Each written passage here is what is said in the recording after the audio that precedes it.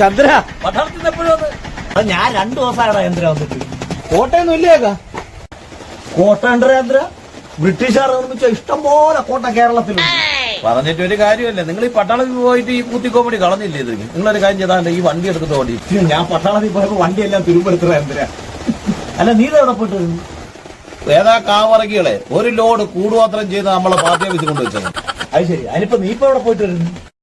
കാക്കാ തകടും കൂടല്ലായിരുന്നു. ഓ ഞാൻ അതെല്ലാം കൂടെ പുറകെ ആഗ്രഹങ്ങളെ കൊണ്ടുകൊടുത്തു. അപ്പൊ അവൻ ചോദിക്കട്ടെ, നീ എന്നെ വാവയ്ക്കാൻ കൊണ്ടുവന്നു?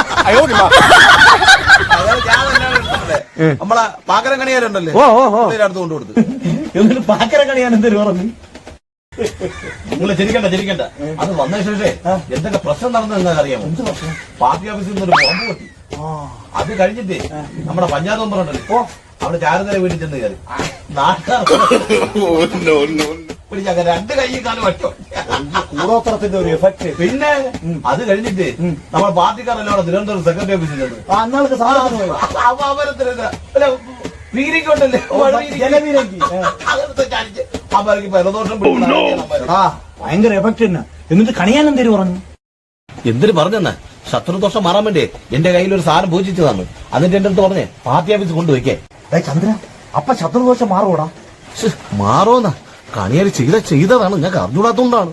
അങ്ങനെയാണെങ്കിലേടാ ചന്ദ്ര എനിക്കും വേണോടാ ശത്രുദോഷം മാറാനായിട്ട് ഒരു തകിടും കൂടും. നിങ്ങൾക്കാര്യൊക്കെ ശത്രു? ഞാൻ ഇന്ത്യ പട്ടാളക്കാരനാണ്. എന്റെ ശത്രു പാകിസ്ഥാൻ പട്ടാളം. കണിയാനെ കൊണ്ട് ഇതുപോലൊരു തകിടും കൂടും ലഭിച്ച് മേടിച്ചിട്ട് വേണം എനിക്ക് ഇന്ത്യ പാകിസ്ഥാൻ അതിർത്തി കൊണ്ട് കുഴിച്ചു വയ്ക്കാൻ. അതോടുകൂടി പാകിസ്ഥാൻ പട്ടാളത്തിന്റെ കഥ സാഹ. പുരുഷനിപ്പം ഇഷ്ടമൊന്നുമില്ലേ?